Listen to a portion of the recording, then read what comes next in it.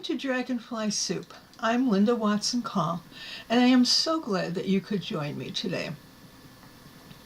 This is the first vlog in a series about you, me, and living.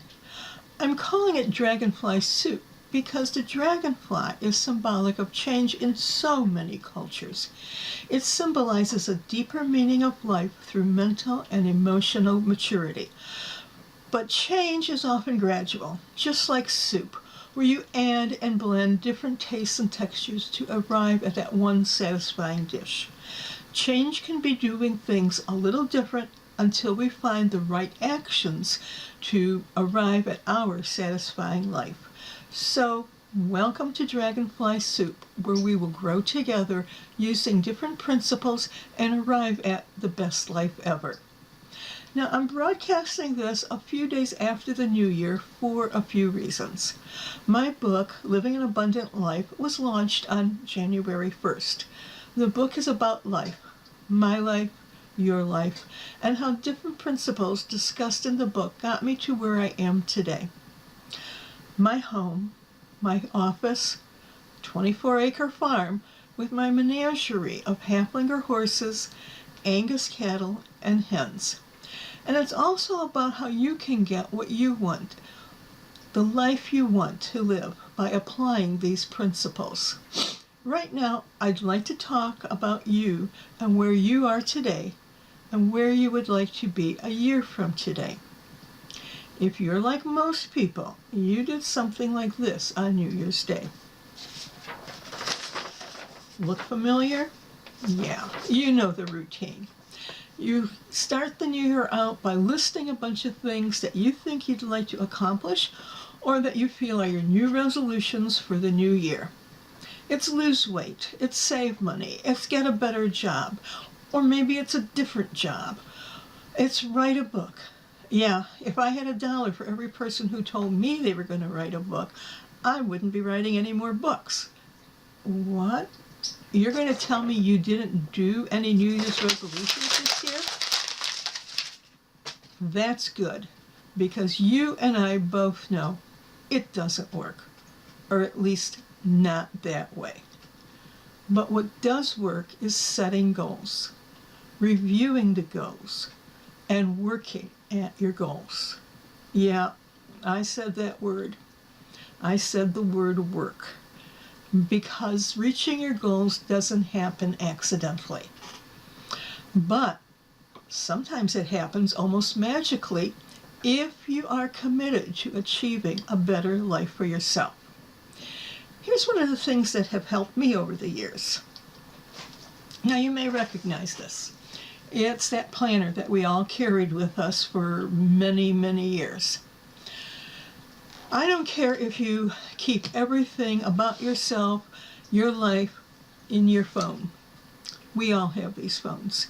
In fact, we can't live without them anymore. I gave up my planner a few years ago, and something happened. At first, I didn't notice it, but there it was. I've started slipping backwards. I wasn't making my goals in the amount of time that I thought I should be making them. I missed a couple completely, and I couldn't figure out what was happening. After all, I created my calendar on my computer. I synced it with my phone. It gives me reminders all the time. I had my goals on my phone too. I could see them anytime I wanted to. But I didn't. I lost the rhythm. I lost the process. I was on the verge of losing me. So I went back to paper. You know, archaic, non-technical paper. And pencil. Write with pencil because you can always erase it and make it better. There's something about writing that causes the brain to take whatever you write as a commitment. It just doesn't happen when you type. But it always happens when you write. And you know, maybe that's why our teachers used to tell us, write those spelling words 10 times if you're going to learn how to spell. Now, you don't have to have a fancy planner. You can use a spiral notebook like this, or a binder with tabs and all the fun stuff. In fact, I used to use a spiral notebook before planners were even invented. I did tell you I was old, didn't I? The whole idea, what I'm saying, is record. Record what you intend to do. Record that you've actually done it. Then evaluate the results. Here's how it works. I have my planner open to January 1st, and I have a few things written down. These are the important events or things that I need to do this month. And on January 1st, I have written down book launch. Now, if I would look back on December, I would know that I had things that I had to do in December if I wanted my book to launch in January. Of course, even before then, the book had to be written. And then it had to be proofread. Then it had to be edited and submitted for publication long before that January 1st deadline. But what I'm getting at is you need a plan. I need a plan if we're ever going to reach our goals. And it's important to follow through with yourself if you want to get to where you really want to be. So let's do this together.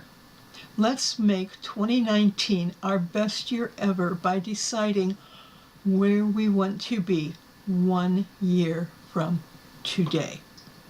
To do this, I'm going to walk you through a short guided meditation. Don't write anything down. Don't think about anything. Just focus and see in your mind where you want to be 1 year from today. So sit back. Make sure you have 2 feet on the floor. Close your eyes if you feel comfortable doing that. And let's take a deep breath through your nose and hold it, and then release it through your mouth. Let's take one more deep breath. Hold it, release it, and relax. It's December 30th, 2019. You are waking up in the morning and you are feeling good. Look around yourself. Where are you? What has changed and what has been staying the same? You are feeling refreshed and good. You feel energized. You feel happy. You are ready to greet the new day. You make your way to the kitchen, and on the table you see the goals that you made for yourself a year ago. Look down at that list. How many are checked off? Nearly all of them? You smile. You are quite satisfied with the progress you made over the past year. You decide that if you were able to accomplish this, you could do even more in the upcoming year. You feel inspired. You get out your planner and start building on the goals you've completed this year, and you want to work for a new year. Another year that is your best year ever. Savor that feeling for a while. Let that feeling of satisfaction flow through your body. You knew all along you could do it, and now you've proven to yourself that you did. You've accomplished what you set out to do, and you feel motivated to do even more. Take another deep breath. Enjoy that feeling. Take a last deep breath and come back to the present moment. So how did that feel for you? Creating your life should not make you feel tense or frustrated. Creating your life should make you feel awake, energized, and eager to keep going. Now, I will admit that there can be setbacks, but if you take them in stride, you will get where you want to go. It might take a little longer than you planned, or may happen quicker than you expected. In either case, if you keep your goals in mind, you will get there. So let's get started. Let's take out a paper and pencil Or better yet, you can download this month's goal sheet by clicking on the link below this video or in the comments. If you didn't do that before the video started, go ahead, pause the video, and download the resources now. Now that you've downloaded the resources, let's look at this goal sheet. There's room for 3 goals. 3 goals for 1 year would be good. Now, some of us get carried away. We think that more is better, but that's not true. Let's just go for 3 goals this year. And goals fall into different categories. So think about some general areas of your goals.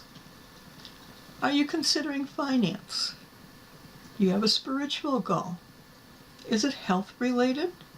How about your career? Relationship goal? Or something else? And hey, a hobby goal is a worthwhile go too. That gives us a reason to relax and do something we want. So think about where you want to be in 1 year and select an appropriate category. Now we're going to create SMART goals. And if you noticed, along the side of the sheet here, I have SMART. So we're going to make our goals work with each one of those letters. Let's say that you need to focus on your health, and you decide that you need to lose 50 pounds. 50 pounds is a pretty good amount of weight. And now I've heard those commercials too, where you drink the magic formula and lose 30 pounds overnight. But let me tell you, it doesn't happen that way. So we want to lose 50 pounds and we want to keep it off. Let's set the goal. S means specific. This is not a problem for this goal. I need to lose 50 pounds, or maybe it's 30 pounds, or it doesn't matter. What matters is it's a specific number of pounds that we need to lose. So let's make it 50. And maybe you're doing this because your doctor said you have to lose weight, or maybe you've been feeling sluggish and feel that your weight is getting in your way, so you need to get rid of some weight. You can add where you're going to do it if it's relevant, but for this, I don't think it is. The next one is M, measurable. You have to keep yourself on track. Are you on the right course?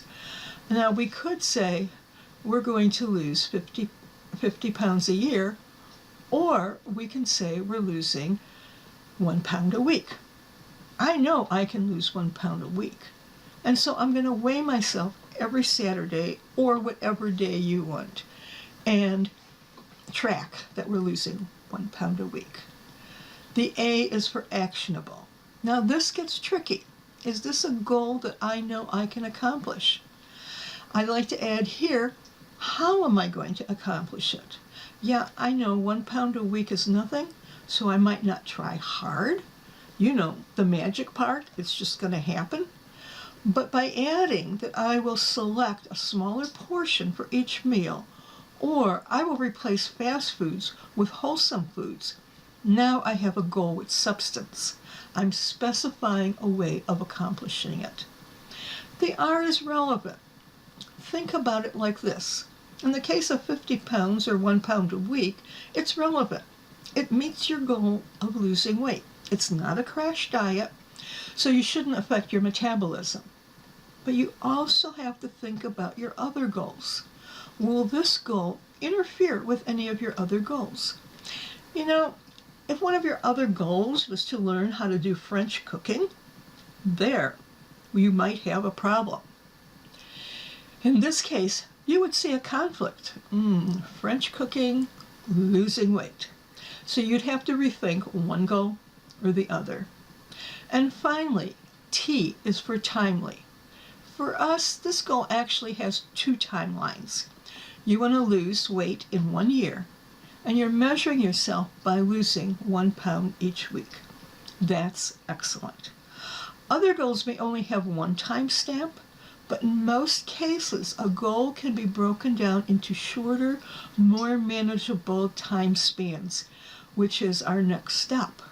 Now let's look at our calendar. You can use your calendar to write down what you need to do and record what you've accomplished. And this works well with a planner, but you can use a master calendar or whatever works best for you, the spiral notebook, however you want to measure your progress. Let's say you eat lunch out every day.